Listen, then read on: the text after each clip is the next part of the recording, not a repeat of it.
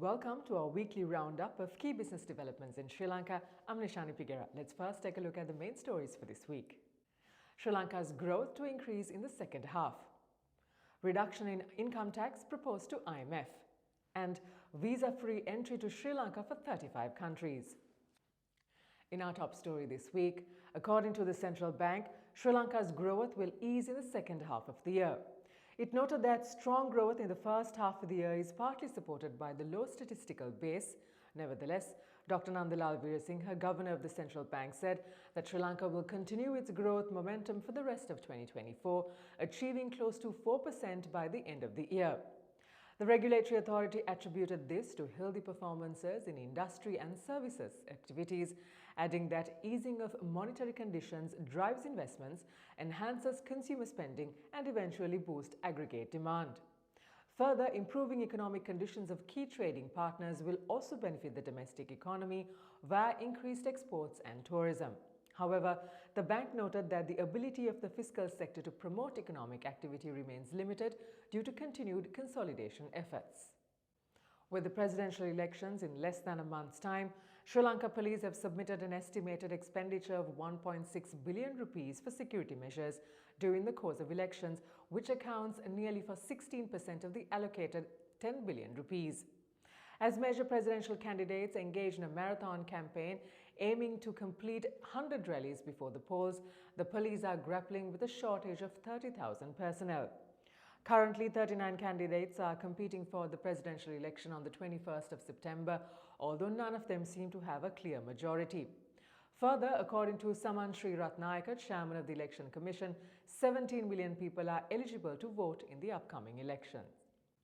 The Sri Lankan government has proposed to the IMF to adjust the currently existing income tax brackets to provide relief to the lower income tax brackets.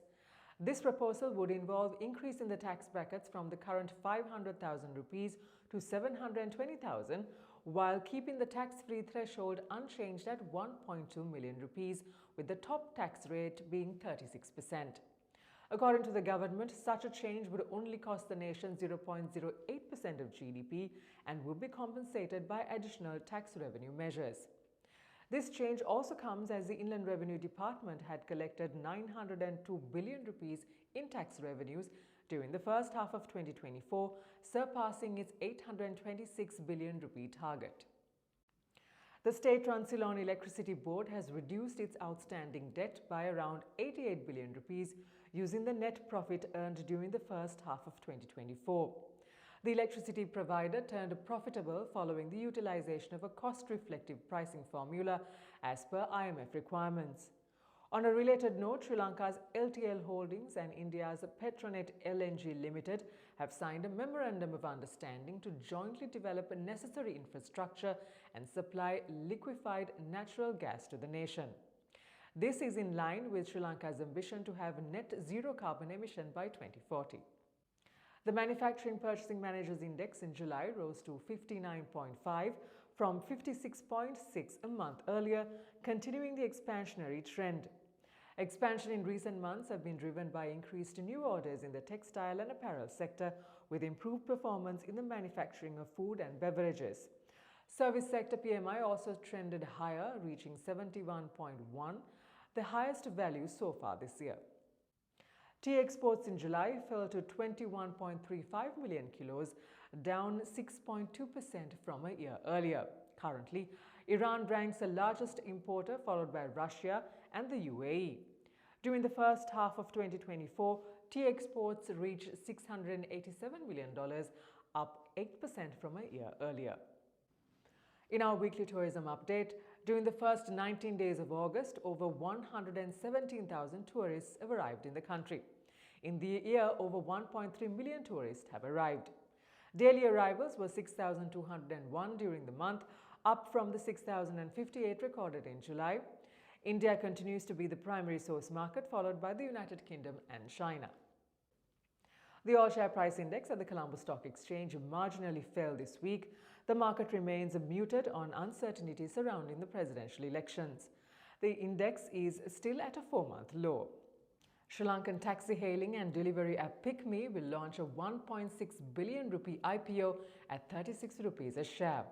The issue is slated to be the largest in Sri Lanka and is expected to facilitate the partial exit of 8 investors, create liquidity and improve the brand. The IPO offers a 13.04% stake of the company for public investment.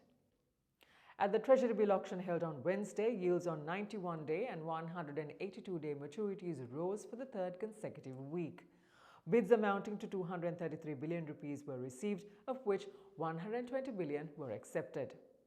The Sri Lankan rupee continued to appreciate against the dollar this week, with the central bank's indicative mid-spot rate ranging around 298 to 300 rupees. The central bank notes that the rupee has strengthened by 7.5% against the US dollar in 2024. And with that, we wind up for this week. Do subscribe to our YouTube channel at the link below for regular updates on economic and business developments in Sri Lanka. Until we see you again next week, thank you for watching. Stay safe.